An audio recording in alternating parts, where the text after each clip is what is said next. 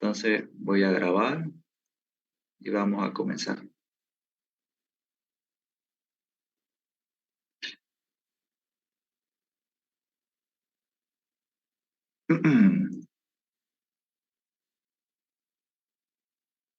Ya, bueno, eh, aquí tenemos un pórtico, la orden es la misma, determinar las reacciones en los apoyos y los diagramas de los esfuerzos internos del siguiente pórtico.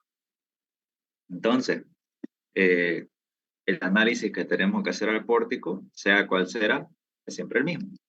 Primero comenzamos a determinar cuál es el grado hiperestático total, que es el GHT, comenzando siempre por el grado hiperestático externo. Entonces, me fijo en los apoyos externos, apoyo fijo, dos reacciones, vertical horizontal, y apoyo móvil, una reacción en dirección vertical. Tenemos tres reacciones. NRA, número de reacciones 3, y el número de ecuaciones de la estática llega a ser 3. Y ustedes dirán, pero hay una articulación. Entonces, recordemos que no siempre una articulación aporta una ecuación de la estática. Yo para verificar si aporta o no, tengo que agarrar una articulación, hacer un corte y decir, o preguntarme, ¿esa articulación al hacer un corte dividió mi estructura en dos partes no necesariamente iguales? Entonces yo hago esa verificación y veo que efectivamente la articulación partió el pórtico, pero no pudo dividirlo en dos partes, no pudo subdividirlo en dos pórticos. Entonces, por eso yo digo que esa articulación no aporta una ecuación de la estática porque no subdivide el pórtico en dos chapas o más chapas. Entonces, queda en 3. Resto ambos términos y me da que el grado de perostático externo es 0. O sea, externamente es isostático. Externamente isostático. Ahora me voy al grado de perostático interno. Entonces yo me pregunto, para saber si es internamente hiperestático, ¿hay paneles cerrados en la estructura? Evidentemente sí. Estas 4 barras AB, BC, CD, AD encierran un panel cerrado a lo largo de su longitud, que es esta área, ¿no? Entonces sí es internamente hiperestático. ¿Por qué? Porque yo no voy a poder separar ninguna barra que me quede isostática. Siempre al hacer un corte, la barra no se va a poder separar del elemento estructural. Para separar, digamos, la barra AB tendría que hacer sí o sí 2 cortes y eso me quedaría en una estructura hiper, ¿no? Entonces es internamente hiperestático. ¿Qué quiere decir? Que necesariamente tengo que cortar la estructura para abrir ese panel. Digamos, yo agarro y digo, voy a hacer un corte por aquí, digamos, en AB. Yo sé que automáticamente al hacer un corte en cualquier parte del pórtico, esto me va a dar los 3 esfuerzos internos conocidos. Fuerzas normales, fuerzas cortantes, siempre en sentido opuesto, y los momentos flectores. ¿No? Eso lo vimos en isostática 2. Yo creo que este es al otro lado. Sí. Entonces, en isostática 2 vieron que cuando ustedes hacen un corte en cualquier parte de la estructura, siempre aparecen los 3 esfuerzos internos conocidos. Y está bien, lo que hicimos aquí no está mal. Podemos decir que el grado hiperestático interno de esta estructura es 3, porque al hacer un corte en la barra AB, automáticamente aparecen los 3 esfuerzos internos. Pero la idea es hacer el menor trabajo posible o el menor esfuerzo posible, o mejor dicho, disminuir la magnitud de los cálculos. ¿Eso qué quiere decir? Que yo tengo que tratar de hacer un corte tal que el número de incógnitas que aparecen en el corte sean las menores posibles. Y yo digo, oh, en el punto C yo tengo una articulación. Y yo sé que en las articulaciones los momentos flectores internos van a ser 0 o no van a existir. Entonces yo digo, se me hiciera mucho más sencillo, si yo hago un corte aquí. ¿Para qué? Para que me aparezca un esfuerzo normal aquí y un esfuerzo que en la otra barra sería una cortante y una fuerza cortante en la barra BC, que en la otra dirección o en la otra barra llegaría a ser esfuerzo normal, ¿no? Pero se respeta que los momentos flectores internos en ambas barras, tanto por izquierda como por derecha, sean cero. Entonces tengo dos incógnitas hiperestáticas. Me conviene hacer el corte en la articulación. Esfuerzos normales y esfuerzos cortantes, grado hiperestático interno 2. Entonces aquí se lo represento mejor. Hacer un corte, y fíjense, para X1, para la barra CD, X1 funciona como fuerza normal, pero para la barra BC, la misma X1 que tiene que tener la misma dirección, o sea, en dirección vertical, va a funcionar como fuerza cortante, ¿no? Y mientras que la X2 para la barra CD funciona como fuerza cortante, en el otro sentido, para la barra BC funciona como fuerza normal. Eso se tiene que respetar eso, ¿no? La dirección de los esfuerzos internos. Y me conviene hacer el corte aquí. ¿Por qué? Porque voy a tener menos incógnitas. Por último digo, grado hiperestático total, GHE más GHI, 0, más estos dos, en medida que el grado hiperestático total va a ser igual a 2. Perfecto. Entonces, esta va a ser mi estructura con la que yo voy a trabajar. Aquí están datos adicionales, módulo de elasticidad, 2 por 10 a la 6 toneladas por metro cuadrado. Esto ya saben hacerlo. Sacamos la inercia de la sección que nos dio una 20 por 30 y nos dio que la rigidez es 900 toneladas por metro cuadrado. Continuemos. Siguiente paso, paso 2, que es la superposición de efectos. Como son dos incógnitas, vamos a subdividir la estructura en tres partes. Estructura E sub 0 y las dos estructuras E sub 1 y E sub 2, que incluyen a la incógnita X1 y X2, ¿no? Entonces, esta va a ser nuestra ecuación de superposición de efectos. Aquí yo tengo la estructura E, hago un corte. Entonces, fíjense, mi estructura E, o mi estructura isostática equivalente, ya está cortada, porque ya la hice isostática, por eso le digo isostáticamente equivalente, o isostáticamente equivalente, ¿no? Entonces, esta barra BC, este punto de aquí, va a funcionar ahora como un voladizo, ¿no? Esta barra BC ya es un voladizo, porque ya no está sosteniendo nada. Esta barra CD igual, fíjense, ya está funcionando como un voladizo, ¿no? Teniendo la fuerza X2 y X1. Entonces, mucho ojo ahí. Y listo. Entonces, eso aquí va a ser igual a la estructura E sub 0, que van a incluir todas las cargas a excepción de las incógnitas X1 y X2, tal cual lo ven ahí. Obviamente aquí igual tiene que estar en voladizo, ¿no? Eso ya lo vamos a ver.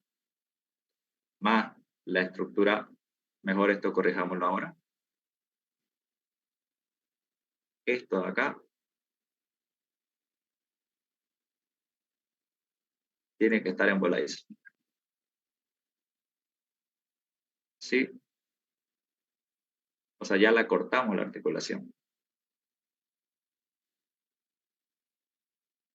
Y esto así. Ahora sí.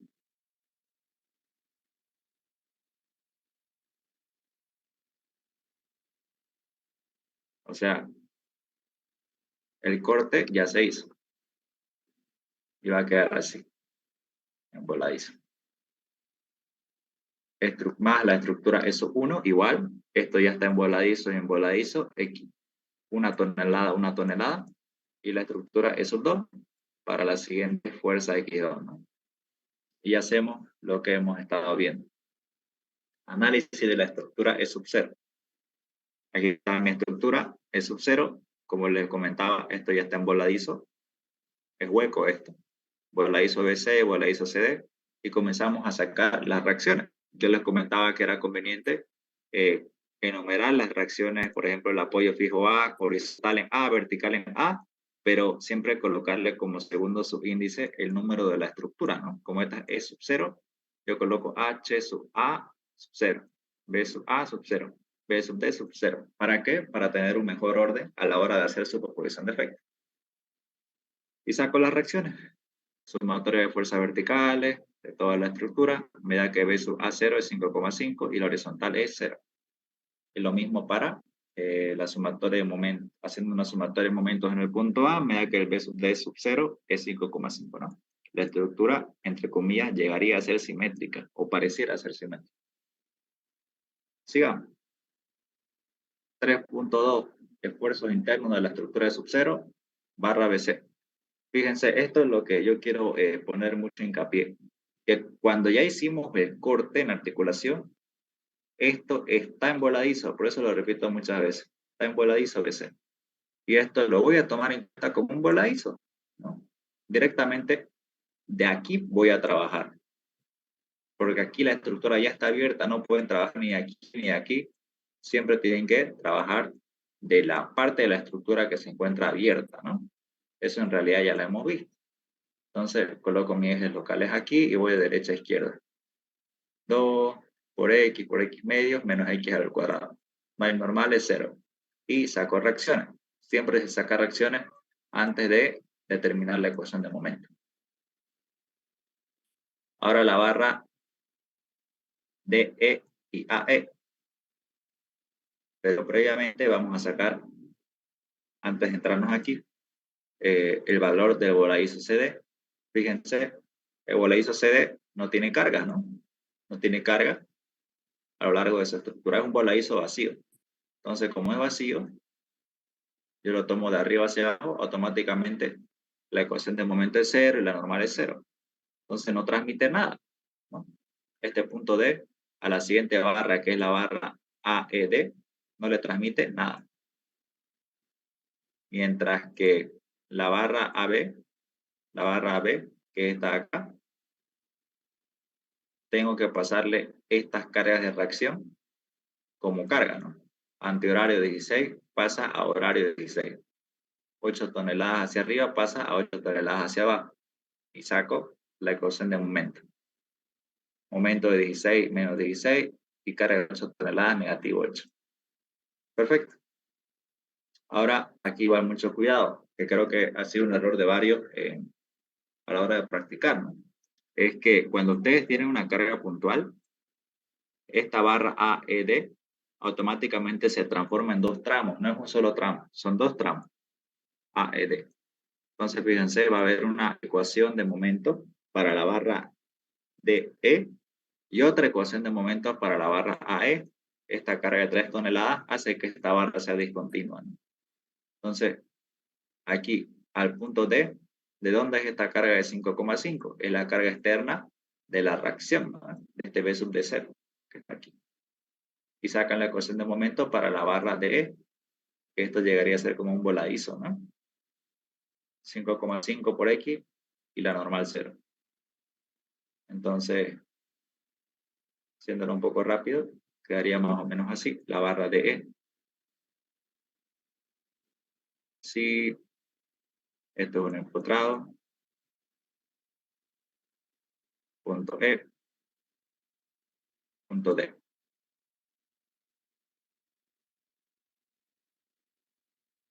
Y esta es la fuerza de 5,5. Y sacan las reacciones. Acá lo han visto.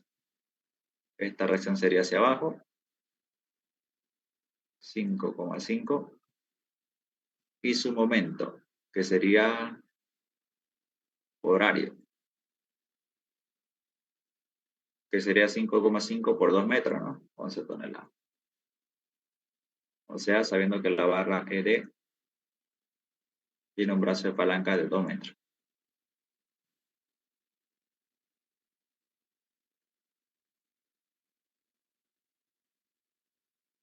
Y listo. Eso pasa a la siguiente barra, que es la barra AE, que es la que está aquí.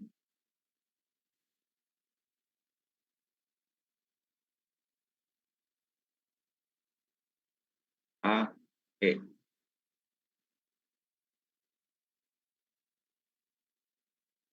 Esa carga de 5,5 pasa arriba como carga.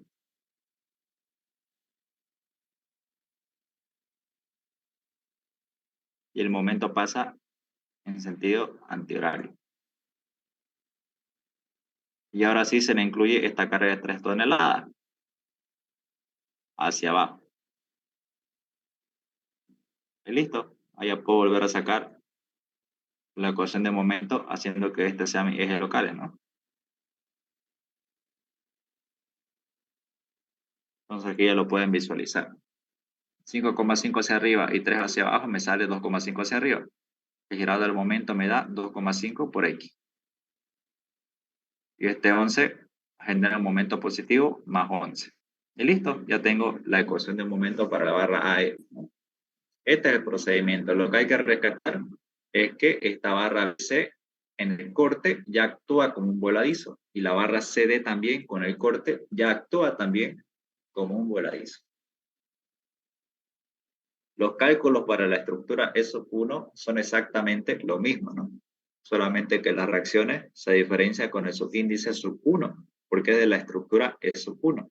B a sub 1, B de sub 1, sacamos reacciones y como les comentaba en la anterior clase, cuando tenemos solamente fuerzas internas, se van a dar cuenta, estas son fuerzas internas porque provienen del corte. Siempre las reacciones externas, todas les van a dar cero. 0, 0, 0. ¿No? Eso es cuando ustedes solamente tienen como cargas internas, ¿no? Cargas generadas por un corte. 0, 0, 0.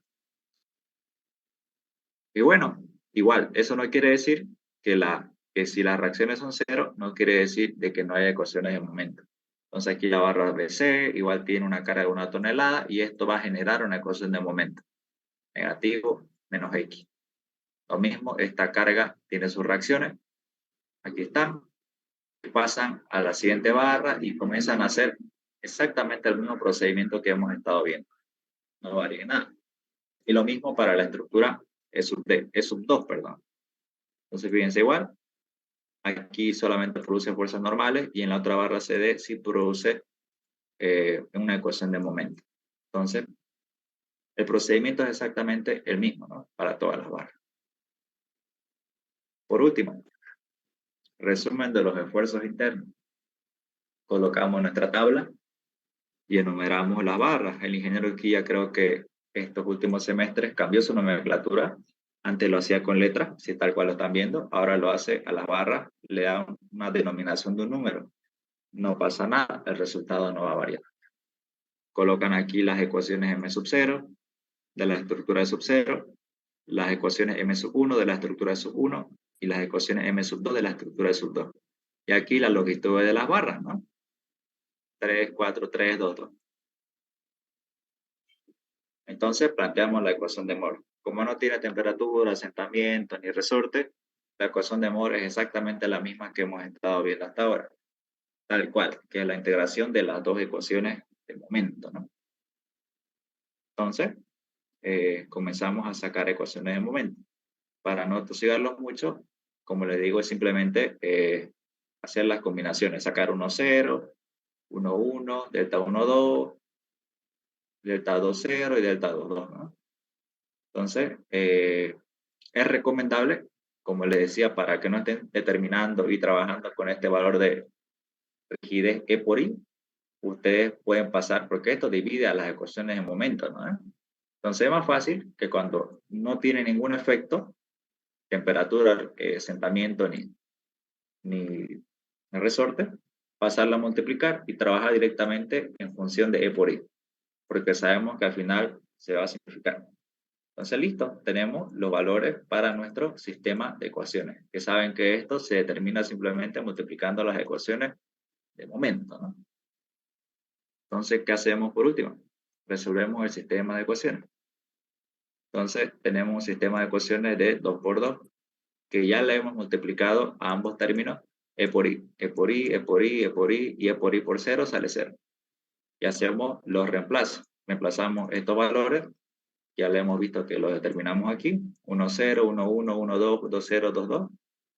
Y con eso ya nos armamos nuestro sistema de ecuaciones de 2 por 2, ¿no? Entonces metemos esto a la máquina de calcular y nos da los valores de X1 y los valores de X2. Negativo significa que el signo era contrario y positivo significa que el sentido que yo opté era el correcto. Ya tenemos ese resultado en valores numéricos. Y por último hacemos la superposición de efectos, ¿no? que la estructura E es igual a la E sub 0 más la E sub 1 por X1 más la E sub 2 por X2. Por ejemplo, yo quiero hallar la reacción B sub A total. Va a ser igual a la reacción B sub A o la vertical en A de la estructura E sub 0 más la vertical en A de la estructura E sub 1 por la variable X1 más la vertical en A de la estructura 2 por X2 y así van obteniendo las reacciones en los apoyos B sub A y B sub D. Y por último, hacen los diagramas normales, diagramas de fuerza cortante y diagrama de momento, que como pueden ver, aquí se cumple que el momento en la articulación, tanto para la barra que está por encima y por debajo, tiene que ser 0. Y con eso terminamos el ejercicio de hoy. ¿Alguna pregunta, duda?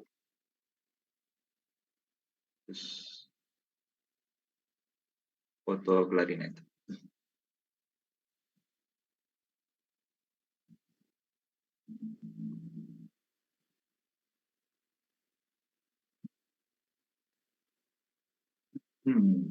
Bueno, entonces el día de mañana voy a 8:15. El día de mañana voy a confirmarles a qué hora va a ser la llevantía de isostática. Y va a ser el día de mañana en la noche. Solamente que la hora le voy a confirmar por el grupo. Ya, voy a enseñarle. Yo tengo un método de diagramar que charlando con el ingeniero Solís, yo me quedaba ahí un rato y él decía que él podía diagramar a ojos cerrados, ¿no? Entonces, viendo cómo hacía eso, yo me inventé un método que cuando era auxiliar de ISO 2 me enseñaba, que yo lo bauticé como el método del gato, que es para diagramar todo tipo de pórtico, no importa cuál sea, sin necesidad de conocer los valores. Y es muy bueno. La verdad que ahorra muchísimo tiempo. Y tiempo es lo que ustedes van a necesitar en su examen de IVA. Así que no se lo pierdan. Vamos a hacerlo mañana. Y si no hay más preguntas, les deseo buenas noches y que sigan estudiando. Hasta luego.